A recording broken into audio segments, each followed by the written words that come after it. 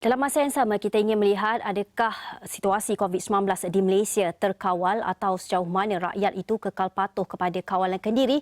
Bersedia di talian melalui Skype membincangkan lebih lanjut mengenai situasi COVID-19 di dalam negara ialah Dr. Kor Swee Keng, pakar perubatan dan kesihatan awam.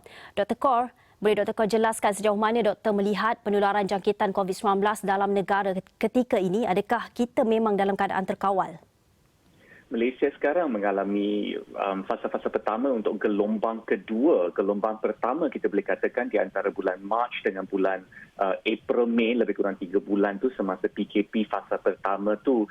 Dan kita mempunyai di negara Malaysia satu tempoh rehat bulan 6 bulan sampai bulan 8 9 macam itu untuk kita mempelajari iktibar ataupun tengokkan apa-apa yang kita boleh pelajari daripada PKP fasa pertama, tapi sekarang kita berada di atas ambang untuk gelombang kedua. Maksud sekarang kita boleh tengokkan kes-kes yang semakin melambung tinggi dalam beberapa hari yang lepas, terutamanya selepas pilihan raya negeri Sabah.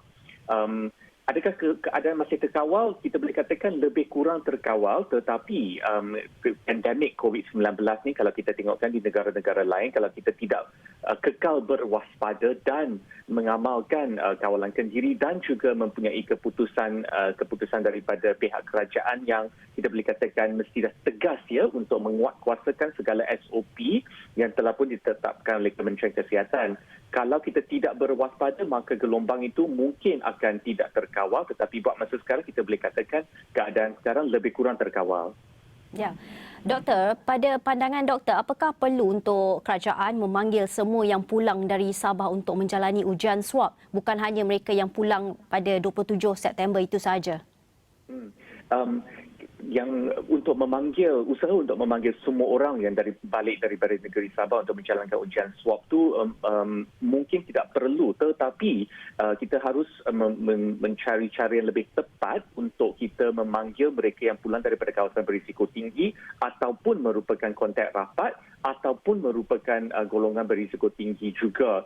Tetapi ini kerana logistik untuk memanggil semua yang balik dari negeri Sabah, kita katakan 1 bulan yang kelepas memang susah dan tidak akan membuahkan hasil yang setimpal dengan usaha yang kita letakkan di dalam usaha untuk mencari semua yang balik dari negeri Sabah. Maka kalau kita nak jadikan cost benefit analysis usaha kita haruslah setimpal dengan result ataupun membuahkan hasil yang setimpal tu. Jadi kita kena cari cara yang lebih tepat untuk mencari mereka yang lebih dari berisiko tinggi. Ya, kawalan kendiri juga dilihat antara langkah yang boleh mengawal penularan COVID-19. Pada pandangan Dr. Kor, tahap kepatuhan rakyat Malaysia ketika ini adakah masih kekal seperti gelombang pertama? Tahap pematuhan rakyat Malaysia kita boleh katakan kurang sedikit berbanding fasa-fasa pertama PKP kerana kita mungkin lupa ataupun kita dah letih dan lesu untuk mengamalkan norma-norma baru yang tidak pernah berada di dalam kehidupan kita. Jadi ada kemungkinan rakyat Malaysia dah mula letih. Kita boleh tengokkan keletihan dan kelesuan tu bukan sahaja di dalam kalangan rakyat Malaysia tetapi juga petugas barisan hadapan seperti di Kementerian Kesihatan Malaysia. Namun demikian, pematuhan rakyat Malaysia tu masih kita boleh katakan tinggi kalau kita bandingkan dengan negara-negara lain seperti di benua Eropah ataupun di negara Amerika Syarikat. Yang pentingnya sekarang kita ada penguatkuasaan SOP untuk semua golongan masyarakat. Tak kiralah darjat, kita tak naklah ketidaksamarataan ataupun ketidakadilan semasa penguatkuasaan SOP itu. Jadi pemimpin-pemimpin harus menunjukkan kepimpinan melalui teladan. Semua kaki tangan kerajaan dan juga agensi-agensi Kementerian Kesihatan haruslah menunjukkan pematuhan yang setinggi rakyat Malaysia juga. Ya. Doktor, terakhir sekali, rumusannya, apakah yang kita boleh pelajari selepas 9 bulan melawan COVID-19 ini, Doktor? Dah 9 bulan kita melawan COVID. Pengajaran yang pertama ataupun iktibar yang pertama, PKP itu adalah satu langkah yang mungkin diperlukan, tapi kalau boleh kita kena elakkan sejauh yang boleh. Jadi kita harus melaksanakan langkah-langkah seperti PKPD secara pentadbiran ataupun bersasar ataupun tempo supaya kita kita dapat carikan satu keseimbangan di antara memelihara nyawa dan juga merancangkan ekonomi negara kita jugalah.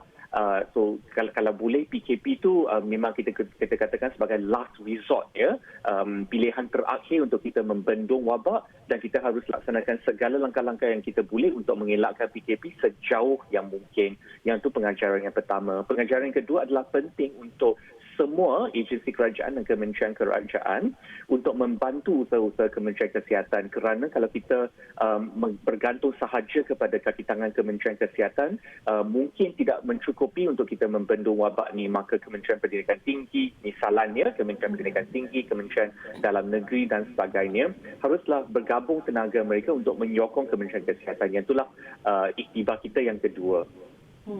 Terima kasih Dr. Kor Swee Keng, pakar perubatan dan kesihatan awam untuk perincian itu.